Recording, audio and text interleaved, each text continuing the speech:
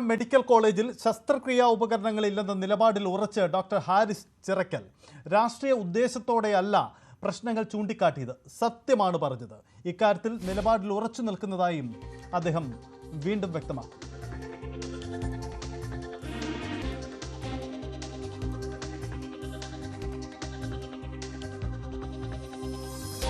പാർട്ടിയിലൊരു ഗുരുതരമായിട്ടുള്ള പ്രശ്നം ഉണ്ടാക്കണമെന്നോ അല്ലെങ്കിൽ ഈ ഒരു രാഷ്ട്രീയ ഉദ്ദേശിച്ചിട്ടോ ഒന്നും ഉണ്ടാക്കിയ ഒരു വിവാദമോ പോസ്റ്റോ ഒന്നുമല്ല.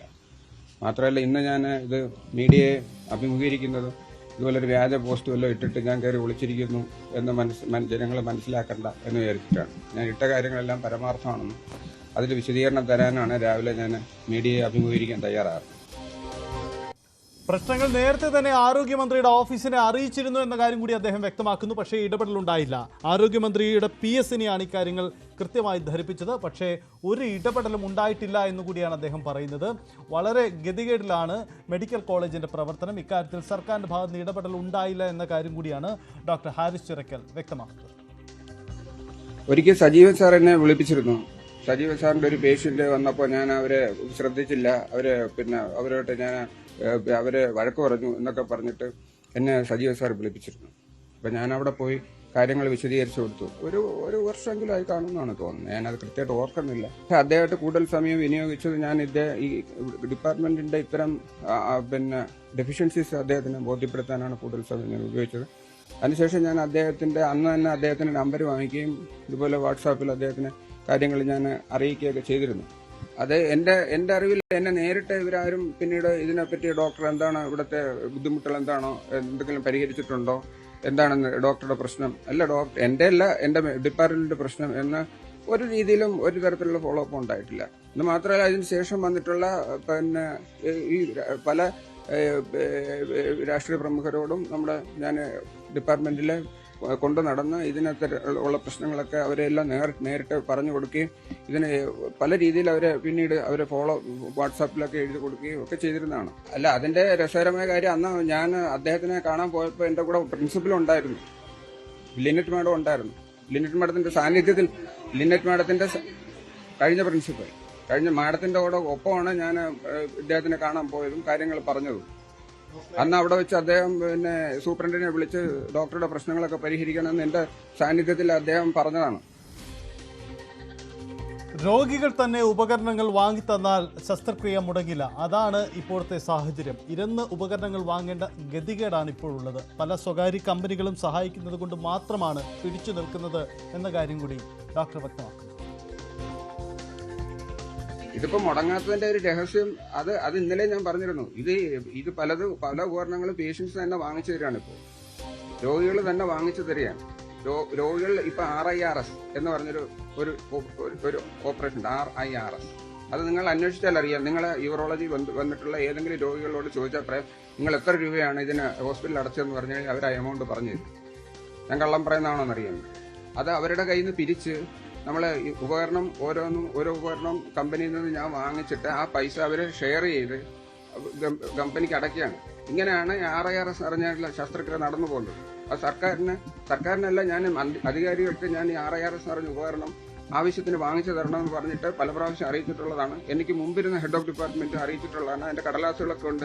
അതിനൊന്നും ഒരു പ്രാവശ്യം പോലും ഒരു സ്കോപ്പ് പോലും അവർ വാങ്ങിച്ചു തന്നിട്ടില്ല. ഇത് രോഗികൾ തന്നെയാണ് വാങ്ങിച്ചു തരുന്നത്, നമ്മൾ ശസ്ത്രക്രിയ ചെയ്ത് കൊടുക്കുന്നത്. അതുകൊണ്ടാണ് ഓപ്പറേഷൻ മുടങ്ങാതെ പോകുന്നത്.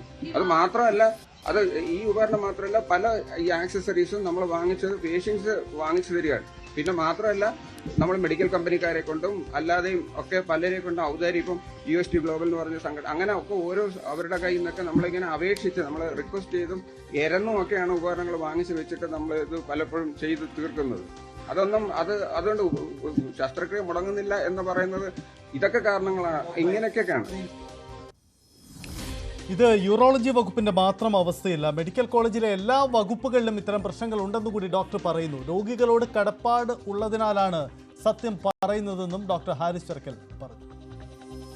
ഞാനും കുറച്ചാൾ ഭയപ്പെട്ടിരിക്കായിരുന്നു. എനിക്ക് പക്ഷെ ഭയത്തിനേക്കാൾ ഉപരി എനിക്ക് രോഗികളോട് എനിക്ക് കുറച്ചും കൂടെ കടപ്പാട് എനിക്ക് തോന്നുന്നു. അവർക്ക് അവരുടെ ബുദ്ധിമുട്ട് കാണുമ്പോൾ എനിക്ക് എന്റെ ഭയം ആസ്ഥാനത്താണെന്ന് എനിക്ക് മനസ്സിലാവും.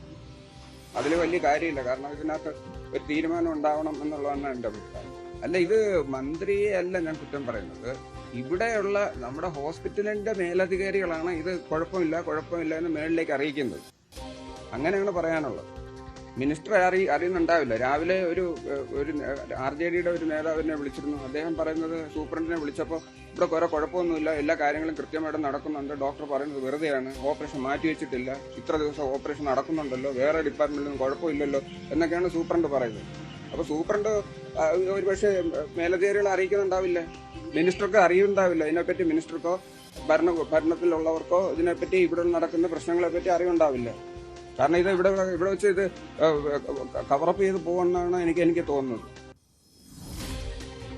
ഇതാണ് ഡോക്ടർ തുറന്നു പറയുന്ന കാര്യം. ഇന്ന് ഇത് സംബന്ധിച്ച് ആരോഗ്യവകുപ്പും ഡോക്ടർ വിശദീകരണം തേടാനിരിക്കുകയാണ്. ഇക്കാര്യത്തിൽ ഒരു വ്യക്തത വീണ്ടും വരുത്തിക്കൊണ്ട് ഡോക്ടർ ഹാരിസ് ചിറക്കൽ വീണ്ടും പരസ്യമായി രംഗത്ത് വരുന്നത്.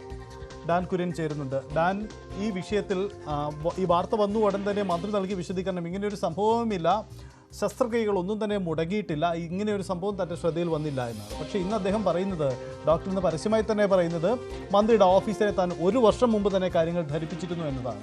അപ്പോൾ ഇവിടെ പിഴയ്ക്കുന്നത് ആരാണ് കളവ് പറഞ്ഞതെന്ന ചോദ്യം ഉണ്ടാവുന്നുണ്ട്. ഒപ്പം ഈ ഡോക്ടർ പറഞ്ഞ നീക്കങ്ങൾ അത് മന്ത്രിയുടെ ഓഫീസിനെയും കൂടി ലക്ഷ്യമിട്ടുകൊണ്ട് തന്നെയല്ലേ?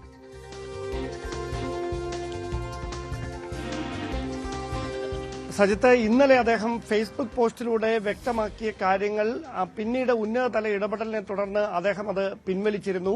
പക്ഷേ അതിനുശേഷം മാധ്യമങ്ങളെ കണ്ടപ്പോൾ അദ്ദേഹം വ്യക്തമാക്കിയത് താൻ ഫേസ്ബുക്ക് പോസ്റ്റിൽ ഉന്നയിച്ച കാര്യങ്ങളിൽ ഉറച്ചു നിൽക്കുന്നുവെന്നാണ്.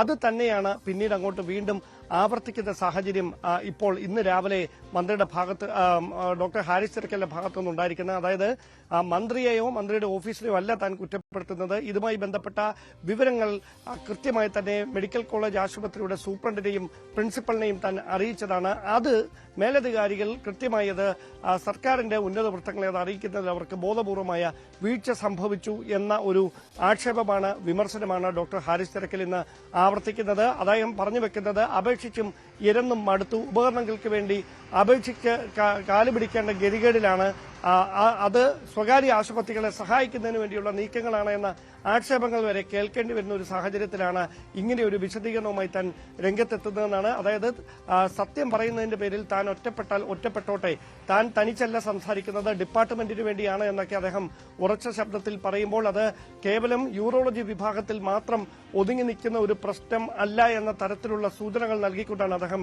മാധ്യമങ്ങളോട് പ്രതികരിച്ചത്. മെഡിക്കൽ കോളേജ് ആശുപത്രിയിലെ പല ഡിപ്പാർട്ട്മെന്റുകളിലും സമാനമായ തരത്തിൽ ശസ്ത്രക്രിയാ ഉപകരണങ്ങളുടെ ലഭ്യത കുറവുണ്ട്. അത് വലിയ തരത്തിൽ ശസ്ത്രക്രിയകളുടെ നടത്തിപ്പിനെ, കാര്യക്ഷമമായ അതിന്റെ നടത്തിപ്പിനെ ബാധിക്കുന്നുവെന്ന തരത്തിലാണ് അദ്ദേഹത്തിന്റെ പ്രസ്താവന. വിവിധ സന്നദ്ധ സംഘടനകളുടെ സഹായത്തോടെ അതോടൊപ്പം രോഗികൾ തന്നെ ശസ്ത്രക്രിയ ഉപകരണങ്ങൾ വാങ്ങി നൽകിയാണ് ഇപ്പോൾ പല ശസ്ത്രക്രിയകളും മുടക്കമില്ലാതെ നടക്കുന്നത്. അങ്ങനെയല്ല നടക്കേണ്ടത്. അവിടെ കൃത്യമായി ഇടപെടൽ ഉണ്ടാകേണ്ടതുണ്ട്. അതിന് പക്ഷേ അധികൃതർ തയ്യാറാകുന്നില്ല.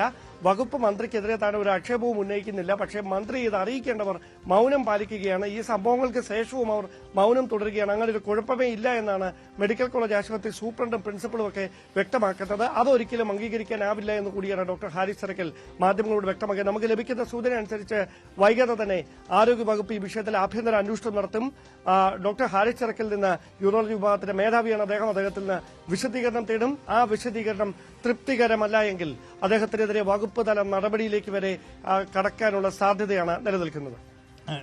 ഡാൻ, ഇക്കാര്യത്തിൽ തനിക്കെതിരെ നടപടി ഉണ്ടായാലും താൻ പറയും എന്നതാണ്. അതായത് ഡോക്ടർ ഹാരിസ് ചിറക്കൽ ചില കാര്യങ്ങൾ തീരുമാനിച്ചു തന്നെയാണ് എന്ന് വ്യക്തമാണ്. മാത്രമല്ല, ഇത് മെഡിക്കൽ കോളേജിലെ ഒരു ആഭ്യന്തര തർക്കം എന്ന വാദവും സർക്കാരിന് ഉന്നയിക്കാൻ കഴിയില്ലല്ലോ. കാരണം മന്ത്രിയുടെ ഓഫീസിനെ നേരിട്ട് താൻ വിവരങ്ങൾ ധരിപ്പിച്ചു എന്ന കാര്യം കൂടി പറയുന്നുണ്ട്. അപ്പോൾ മന്ത്രിയുടെ ഓഫീസിൽ ഇക്കാര്യത്തിൽ ചില പ്രശ്നങ്ങൾ ഉണ്ടായിട്ടുണ്ട് എന്ന കാര്യം കൂടിയാണല്ലോ ഹാരിസ് ചിറക്കൽ പറയുന്ന കാര്യം.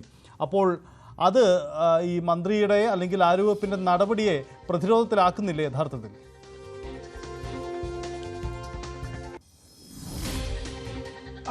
അങ്ങനെ ഒരു നടപടി എടുക്കാതെ ആരോഗ്യവകുപ്പിന് മുമ്പോട്ട് പോകാൻ കഴിയില്ല. കാരണം ആഭ്യന്തരമായ ഒരു അന്വേഷണം നടത്താൻ അനിവാര്യതയാണ്. കാരണം ആ വകുപ്പിന് മേൽ കറപുരളുന്ന തരത്തിലാണ് അദ്ദേഹം ഇന്നലെ നടത്തിയ ഈ പ്രസ്താവനകളും അദ്ദേഹം ഇട്ട ഫേസ്ബുക്ക് പോസ്റ്റുമൊക്കെ അത്തരത്തിലാണ് വ്യാഖ്യാനിക്കപ്പെട്ടത്. അതുകൊണ്ട് മുഖം രക്ഷിക്കാനെങ്കിലും ആരോഗ്യവകുപ്പിന് അത്തരം നടപടികൾ സ്വീകരിക്കേണ്ടത് ഒരു അനിവാര്യതയായി മാറിയിരിക്കുകയാണ്. അവിടെ ഡോക്ടർ ഹാരിസ് ചിറക്കൽ രേഖാമൂലം തനിക്ക് പറയാനുള്ളതെല്ലാം പറയുമെന്ന് വീണ്ടും ആവർത്തിച്ചിരിക്കുകയാണ്. തനിക്കൊന്നും ഒളിക്കാനില്ല, താൻ സത്യം മാത്രമാണ് പറയുന്നത് എന്ന് കൂടി അദ്ദേഹം പറഞ്ഞു വെക്കുന്നു. പക്ഷേ ഒരു കാര്യം ഉറപ്പാണ്, മെഡിക്കൽ കോളേജ് ആശുപത്രി അധികൃതർക്കിടയിൽ നിലനിൽക്കുന്ന ഒരു ആഭ്യന്തര തർക്കമായി ഇത് വ്യാഖ്യാനിക്കപ്പെടാനുള്ള സാധ്യത വളരെ കൂടുതലാണ്. കാരണം ഹാരിസ് ചിറക്കൽ ശസ്ത്രക്രിയകൾ മുടങ്ങുന്നു, ഉപകരണങ്ങളില്ല എന്ന് പറയുമ്പോൾ അതിനെ ഖണ്ഡിച്ചുകൊണ്ട് പ്രിൻസിപ്പളും സൂപ്രണ്ടും ഇന്നലെ തന്നെ രംഗത്തെത്തുന്ന സാഹചര്യം, അവരുടെ വാദങ്ങളുടെ മുനയൊടിച്ചുകൊണ്ട് വീണ്ടും ഹാരിസ് ചിറക്കൽ ഇന്ന് രാവിലെ മാധ്യമങ്ങളെ കാണുമ്പോൾ ഇത് മെഡിക്കൽ കോളേജ് ആശുപത്രി അധികൃതർക്കിടയിൽ നിൽക്കുന്ന ആഭ്യന്തര തർക്കമായി വ്യാഖ്യാനിക്കപ്പെടാനുള്ള സാധ്യതയും മറുവശത്ത് ഉയരുകയാണ്. ശരി, ഡാനിലേക്ക് വരാം. ഇപ്പോൾ GS ശ്രീകുമാർ ചേരുന്നുണ്ട്, ആരോഗ്യ പ്രവർത്തകനാണ്. മുമ്പ്